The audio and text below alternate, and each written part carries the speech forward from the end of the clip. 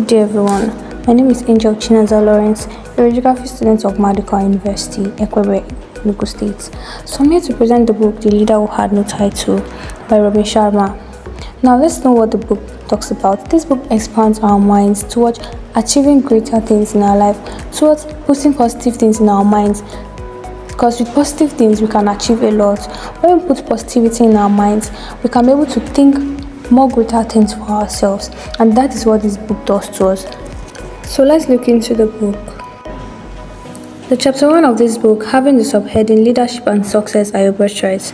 So we journey into the life of a 29-year-old guy, Blake Davis, who had this well-figured out life. He was living happy, had his parents with him, and everything was going smoothly until his parents were killed. And then, you know how much death leaves a void in our hearts. He became lonely, he felt less of himself, less of a greater person, and then everything about him changed. He tried to distract himself from the pain he was feeling by drinking, eating unhealthy, and we all know that all these things doesn't help. Then he goes into the army thinking he'll be better, and then he becomes more traumatized, losing his friends in battles, losing his friends in Iraq, where they went for a war, and this made him much more traumatized.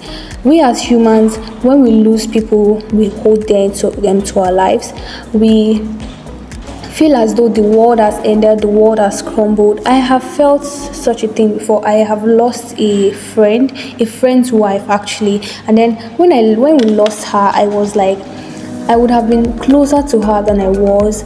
I would have loved her like I was if I had known. You understand? So if I had known, that is what comes to your head. So death leaves a void in our hearts, and this was what happened to Blake until he found a bookshop where he went to work. Since he remembered that he had this love of books due to his parents' teachings, he loved books. So then he went to a bookstore to work. So we journey more into his life. The chapter 2 of this book, having the subheading My Meeting with a Leadership Mentor.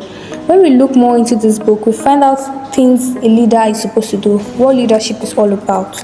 Real leadership is about transforming limitations into possibilities by Robin Sharma. We all are born to be leaders. We are born to lead no matter what, in any situation.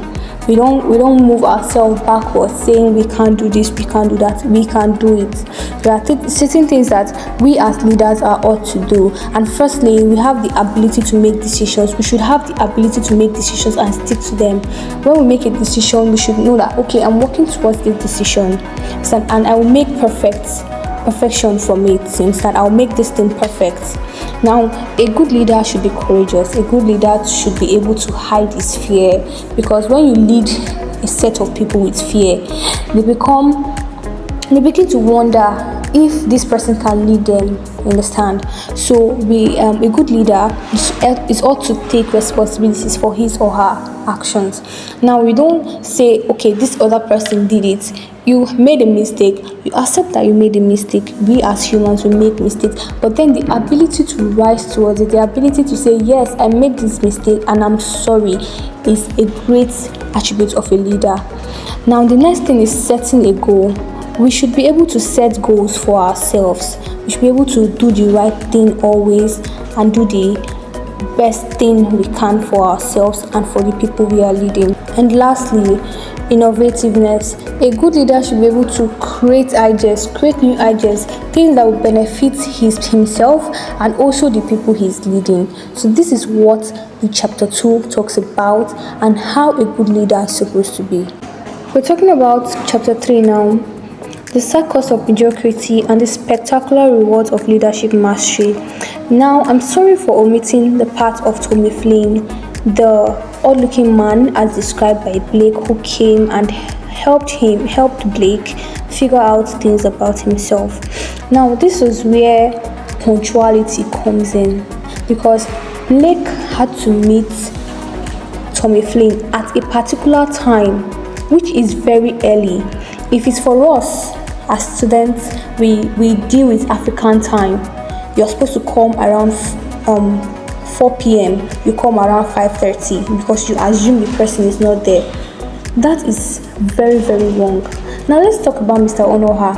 Have you ever come to a class any day and you don't see Mr. Onoha there? He's always there. If Mr. Onoha missed class, if Mr. Onoha comes to class before you and he sees less people, that is when he will decide to give tests, because you are supposed to be there at a particular time. Listen, punctuality is just the key. The first thing I picked from chapter 3 was punctuality. We ought to be punctual at all times. Avoid fear. Avoid victimization. Fear kills faster. Most times you hear that people have slumped. What do you think killed them? Fear of facing life sometimes kills. Fear of, what if this thing happens to me? What if this does not go great? Leave that for the future. Deal with the present now. What is happening now? Deal with how to deal. Talk about how to deal with what you're presently facing. Let the future be in the future. When you reach there, you know what to do. Do not think too much. Do not put fear in your mind, and then avoid it. Fear kills. Fear kills very fast. Now chapter 4 is the first leadership conversation. You need no title to be a leader. This is where the first acronym Blake was given by Tommy was LWT, lead without a title. This is where that acronym comes in. You need no title to be a leader. You can lead even without having a position. You can lead anytime. His first philosophy teacher, taught him a lot of things. She also gave him an acronym: IMAGE. I, innovativeness; M, mastery; A, authenticity; and then G, God's in business; and E, ethics. Now, this is an acronym that helps you build your life. Innovativeness, being creative; mastery, knowing how to maintain and how to control your leadership skills; A, authenticity, being able to do the right thing; G, God's, being able to do what you have to do, be brave, be courageous; E, ethics, lead with ethics. Now we should look more into our leadership, our lives, and how we should lead properly. Success is not final, failure is not fatal, but the courage to continue is what counts. This is a motivation given by Winston Churchill. Chapter 5, the second leadership conversation: turbulent times build great leaders. We should try to push on. Life can be difficult. Life has rough times, but the strong people always succeed. The strong people live. We should try not to limit our abilities as humans. We can do it. Who says we can't do it? Those that are doing it, do they have two heads? This is what our parents tells us. Those that got first, do they have two heads? Exactly. So those that are doing it are also facing it, but they push themselves beyond limits. They want to achieve more for themselves. Try to move away from your comfort zone. We should learn how to come out from our comfort zone.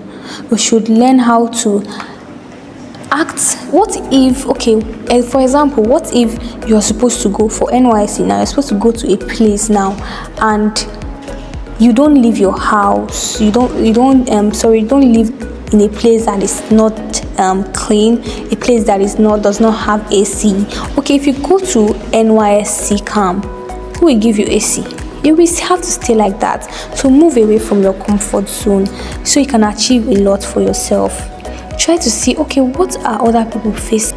Be able to inspire others. Be patient. Be persistent.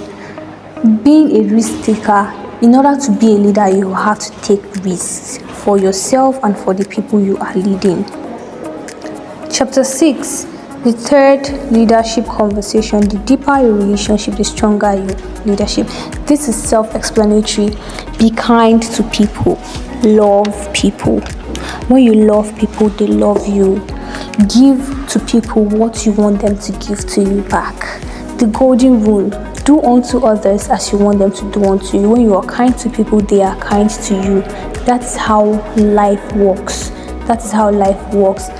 Well, the third leadership, the philosopher Jackson gave him an acronym: HUMAN. Now, H for helpfulness, U understanding, M mingle, A arose, and N nurture. Help people, understand people, mingle with people you are leading. Even if you're not leading them, mingle with people. When you love people and mingle with them, they feel loved. Nurture your relationship with people. That is how life works. Be kind to people, love people always, and you will be loved in return. Chapter 7: the fourth leadership conversation. To be a great leader, first become a great person. You can't lead others when you don't know how to control yourself. You lead yourself before you can lead others. That is how life works. If everyone was satisfied with themselves, there would be no heroes. Mark Twain. If everyone was satisfied with themselves, there would be no heroes. Everybody try to work well for themselves, have to achieve a lot. You have to love people. You have to do great things for people. But then there are 7 fundamentals of personal leadership Blake was given: learning, affirmation, visualization, journaling, goal setting, exercise, nutrition. These 7 helps us build our lives. In conclusion, we should try to lead without an example. This is everything we have to do. We should love each other, care for each other, be able to do more for ourselves, do more for yourself. That is how life should be. Helping others, inspiring others. Thank you for listening, and I hope I have helped you discover more about leadership.